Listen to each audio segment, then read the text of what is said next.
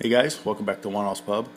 Alright, Christmas time has come and gone, and here's a couple of knives that I got from a good friend of mine for Christmas.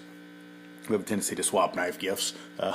He's a fellow knife guy, and he gave me, I'll start with this guy, the Cold Steel Micro Recon Tanto. Cool little knife, little two-finger knife, Aus-8 steel. The black coating, which I'm sure will wear off quickly, like it does on most cold steels. But that's okay. It'll give it a cool little look. It looks like G10 on here, but it's actually an FRN, but it's done well. It's got nice texture to it. It doesn't feel plasticky really. Like I said, it's just a little two-finger knife with the triad lock in the back, which is which is nice. On little knives like this, I like a back lock.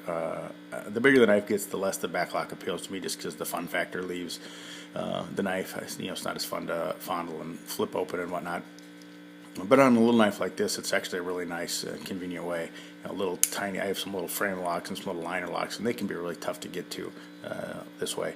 So this is a perfect application of a back lock and or triad lock. Flicks open really nicely. Like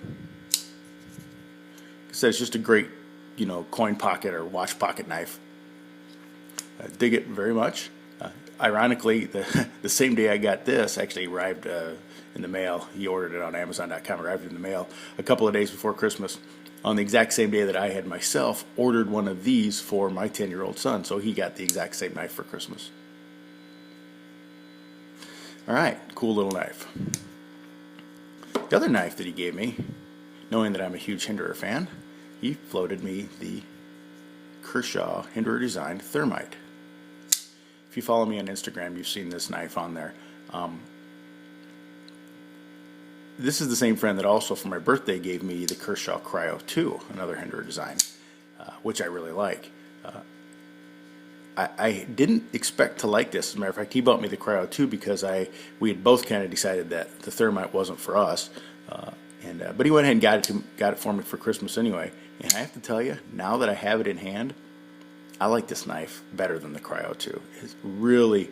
It doesn't look like it because it looks pretty straight. The handle does. It doesn't look like it would be all that ergonomic, but man, it really is. It just melts into the hand. It's got just great feel to it. Of course, it's a stainless steel frame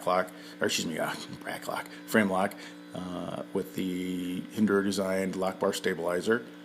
Has good lockup and is just absolutely, rock solid. I mean, there might be, if I really muscle it, I can maybe get just the tiniest little bit of wiggle, but I can tighten that out. I've got it a little bit loose now, just to make it a little easier to flip open.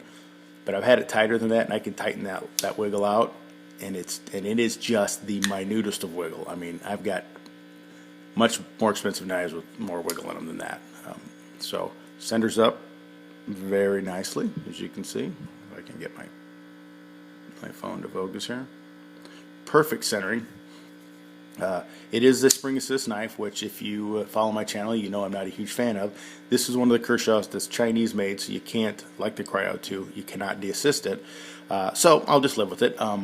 Again, I'm not a huge fan of the spring assist knives, just for the reasons that I went over in a video specifically dedicated to that. But that said, it is what it is. And it's still just a heck of a great knife. 8CR13 MOV steel with the Spanto grind. It's actually more like the custom Hinderer Spanto grind than the production. The production Spanto grind is, I'm not going to dig it out because I don't want to do a spoiler alert on my XM18 Spanto. But it's more flat. It has more of a flat line this way, where the spear point kind of meets a tanto type grind here, and whereas his production, the actual Hinderer production one, is a little more curved like this, and that's how they did this Thermite's blade. So it's actually pretty cool.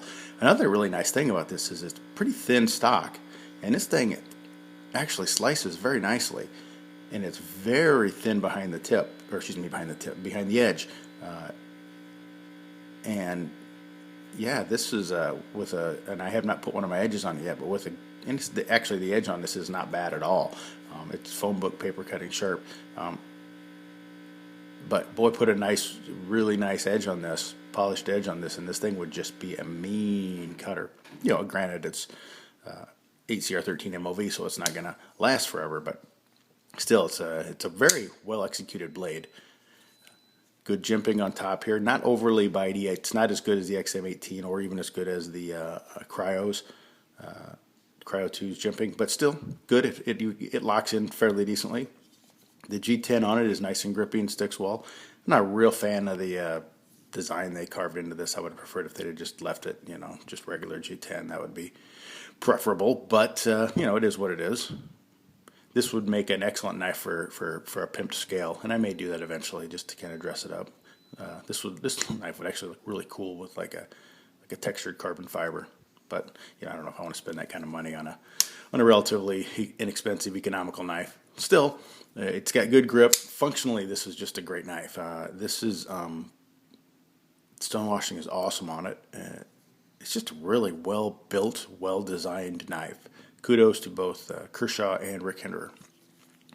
All right, the Thermite. Pick yourself up one. It's kind of the poor man's XM18. And as an owner of more than a few XM18s over the time, I can tell you this is a good knife. This is really well executed interpretation of the Hinderer design philosophy. All right. Thanks for watching, guys. Hope you had a Merry Christmas and a Happy New Year coming up. Pick yourself up either of these two knives. You could do far worse. Both excellent little knives. All right, that's 1 off 2 cents, guys. Keep the change. Sláinte.